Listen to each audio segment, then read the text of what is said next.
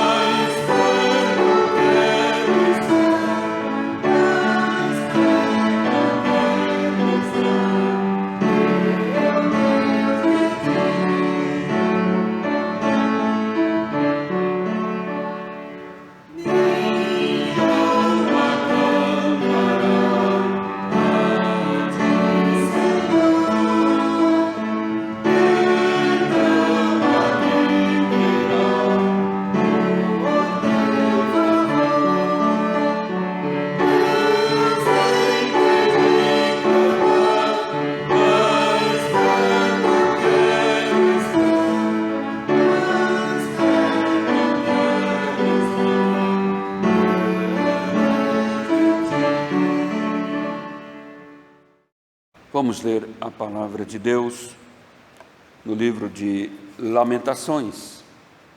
Lamentações de Jeremias, no 3º capítulo, versículos 22 e 23. Lamentações 3, 22 e 23. As misericórdias do Senhor são a causa de não sermos consumidos, porque as suas misericórdias não têm fim, renovam-se cada manhã. Grande é a tua fidelidade. Vamos orar. Ó Deus eterno e Pai celestial, continuando em oração na Tua presença, vimos, ó Pai, pedir o Teu perdão por muitas vezes termos agido de forma contrária à Tua palavra e pedir também a Tua ajuda, a Tua consolação, o Teu encorajamento para, prosseguindo na vida cristã, fazermos tudo de acordo com os princípios da Tua palavra. Pedimos assim a Tua bênção e oramos agradecidos em nome de Jesus. Amém. Vamos cantar o hino 129, a primeira e a terceira estrofe da Bíblia à Luz Celeste, 129, 1 e 3.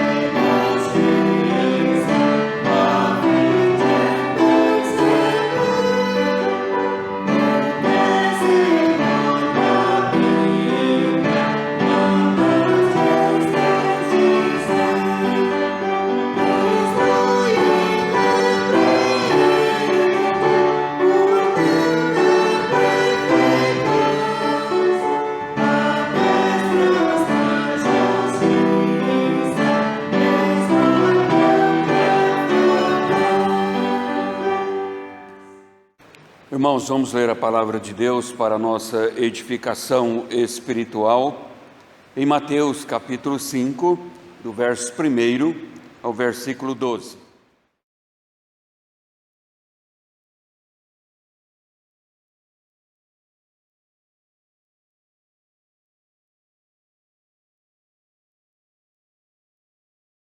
O Sermão do Monte, as Bem-aventuranças. Vendo Jesus as multidões, subiu ao monte e, como se assentasse, aproximaram-se os seus discípulos e ele passou a ensiná-los, dizendo: Bem-aventurados os humildes de espírito, porque deles é o reino dos céus. Bem-aventurados os que choram, porque serão consolados. Bem-aventurados os mansos, porque herdarão a terra. Bem-aventurados os que têm fome e sede de justiça, porque serão fartos. Bem-aventurados os misericordiosos, porque alcançarão misericórdia. Bem-aventurados os limpos de coração, porque verão a Deus. Bem-aventurados os pacificadores, porque serão chamados filhos de Deus. Bem-aventurados os perseguidos por causa da justiça, porque deles é o reino dos céus. Bem-aventurados sois quando por minha causa vos injuriarem e vos perseguirem e mentindo disserem todo mal contra vós.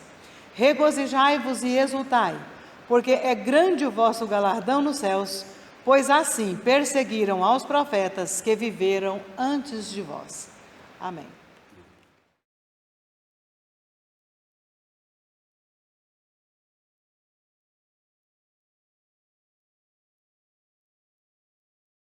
O Sermão do Monte, registrado nos capítulos 5º ao 7º do Evangelho de Mateus, é o mais destacado entre os discursos de Cristo. De fato, muitos estudiosos da Palavra de Deus consideram esta parte, o Sermão da Montanha, mais importante dos ensinos de Jesus. Mateus começa esta parte com as bem-aventuranças na pregação de Cristo, registrando: vendo Jesus as multidões, subiu ao monte.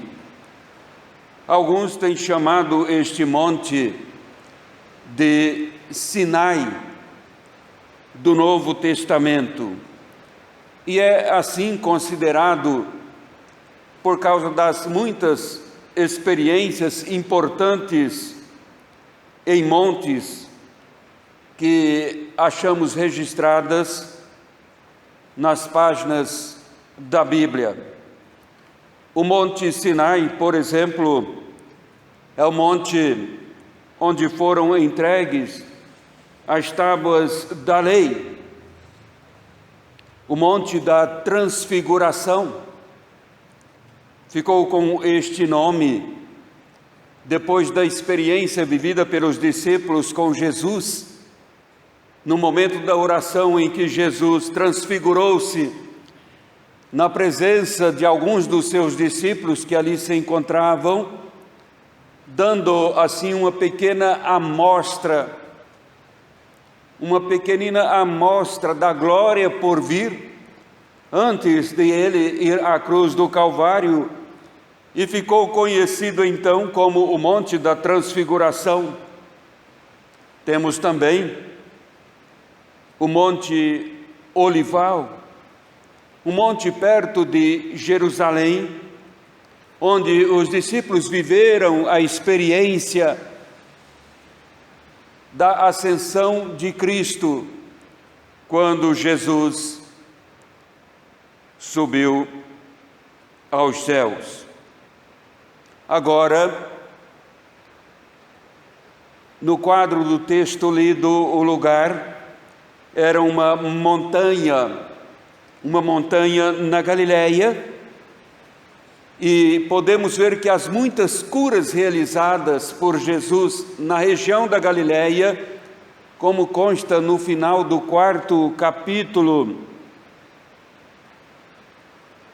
Estas curas, estes milagres foram usados para chamar as pessoas até este monte na Galileia, para estas pessoas receberem as instruções de Jesus. E os ensinos são aqui chamados de bem-aventuranças, porque mostram como seremos abençoados se apegarmos mais a Cristo, se confiarmos mais em Cristo, se aprendermos e obedecermos mais às suas palavras. Seremos abençoados se dedicarmos mais ao serviço no reino de Cristo Jesus. As bem-aventuranças declaram quem são os felizes diante dos olhos de Deus. No 4º versículo, nas bem-aventuranças, Jesus fala: bem-aventurados os que choram, porque serão consolados. Sim, é a bem-aventurança na tristeza, dentre as outras que aqui encontramos, a bem-aventurança na tristeza, chamando a nossa atenção, e podemos, neste quadro tão vivo das bem-aventuranças, notar inicialmente que a tristeza é um fato, são palavras, é claro, estranhas para o mundo em nossos dias. O mundo fala de maneira bem diferente. O mundo diz assim: bem-aventurados são os que riem. Diz: bem-aventurados são os que têm saúde, têm riquezas, têm juventude. Bem-aventurados os que têm alegria e que não conhecem a tristeza. Diz mais: bem-aventurados aqueles que nunca choram. Existe uma religião no mundo fora do cristianismo, não é a religião cristã, também falando de maneira diferente e ensinando: bem-aventurados os que nem choram, nem riem, porque a tristeza e a alegria são igualmente ilusões para esta religião, é assim. Mas Jesus deixou claro: a tristeza é um fato, e mais, ainda chama de bênção a tristeza, oferecendo consolação. Mas sabemos que a tristeza não é uma bênção em si mesma. Precisamos ver a causa da tristeza e os resultados dela. Precisamos ver o que causou a tristeza e em qual resultado isso chegou. Não é uma bênção em si mesma, porque se fosse uma bênção em si mesma, tristeza por tristeza simplesmente, o Senhor Jesus teria dito: bem-aventurados os que choram, porque nunca cessarão de chorar. Mas a tristeza que temos aqui, Jesus descreve, é bem-aventurada quando diz: bem-aventurados os que choram, porque serão consolados.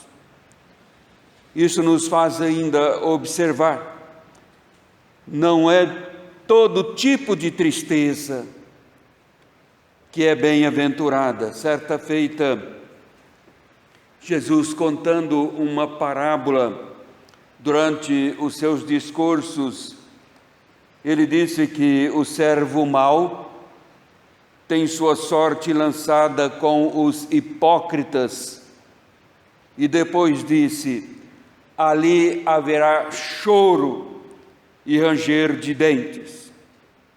Esta não pode ser, de forma alguma, a tristeza bem-aventurada sobre a qual Jesus está falando aqui no Sermão da Montanha. O apóstolo Paulo também faz menção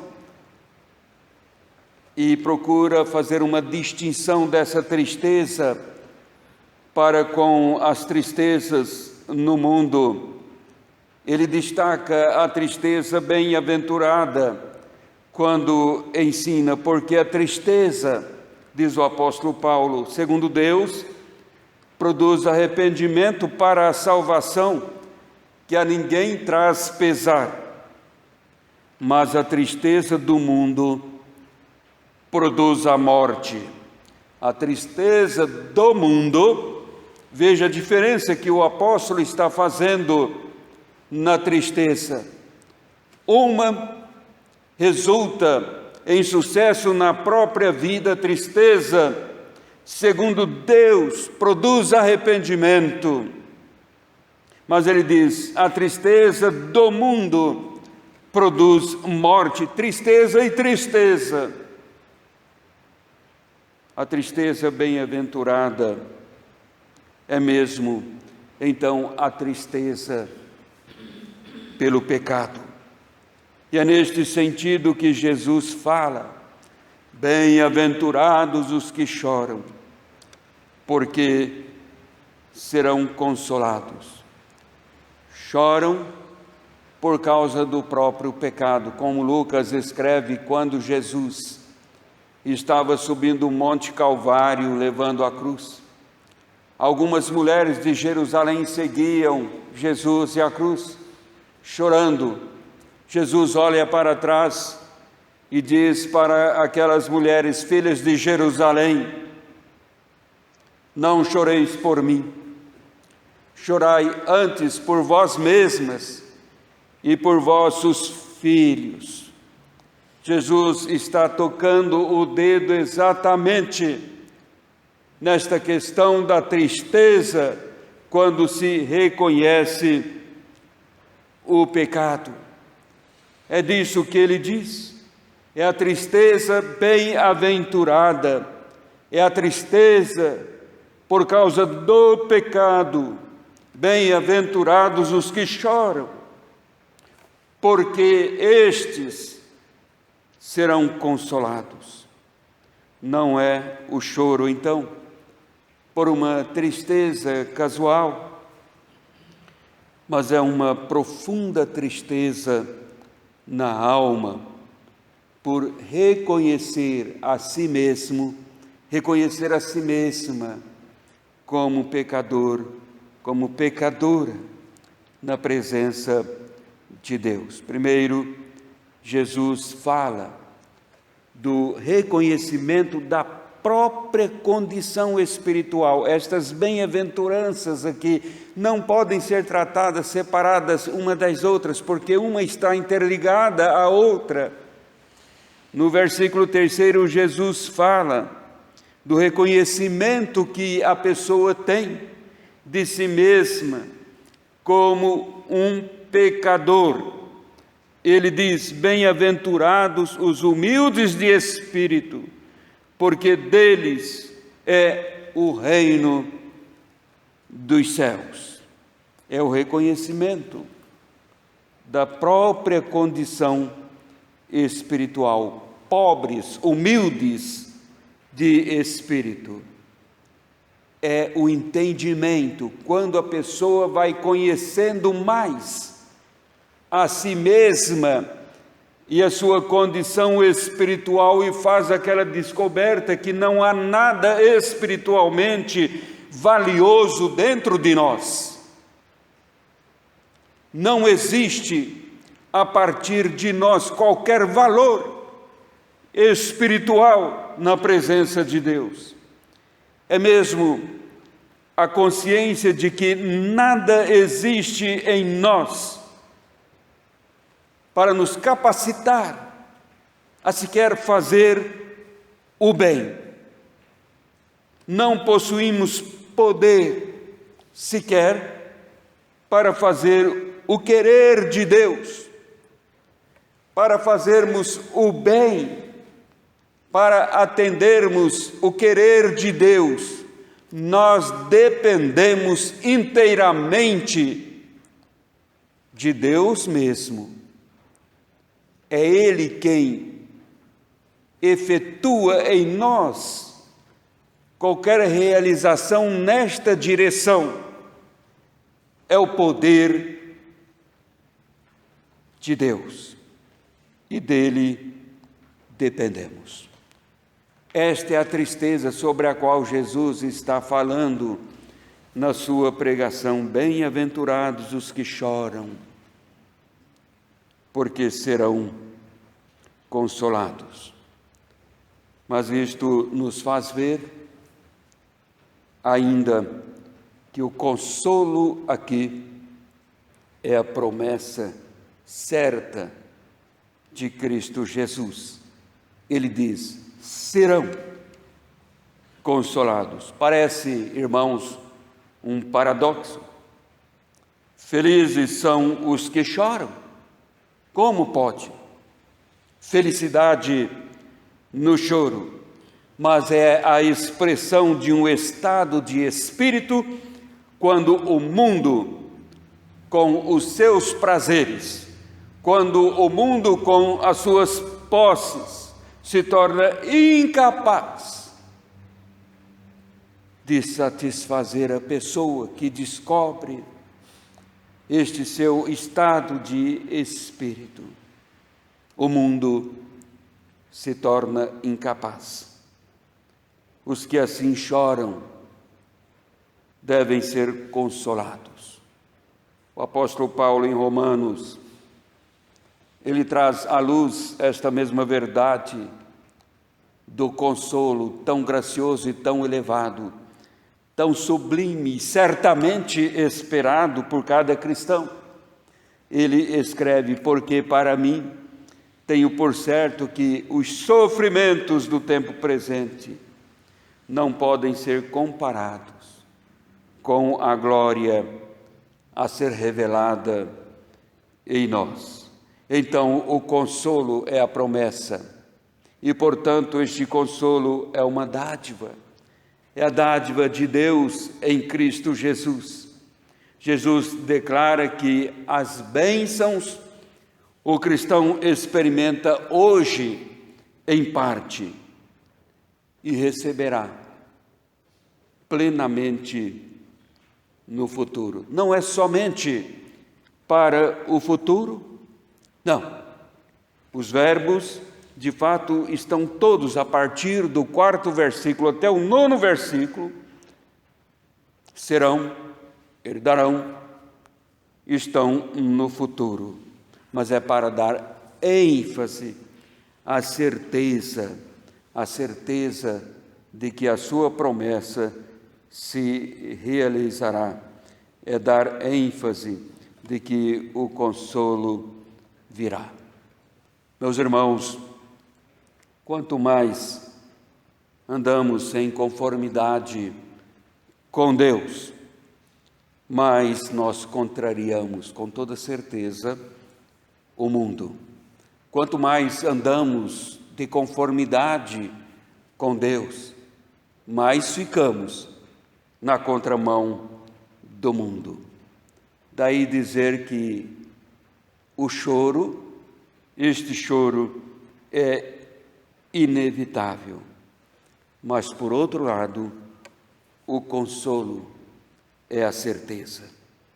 Jesus disse: bem-aventurados os que choram, porque serão consolados. Que Deus nos abençoe. Amém. Vamos cantar do Inário, o hino 386. Alegre o dia em que aceitei. 386.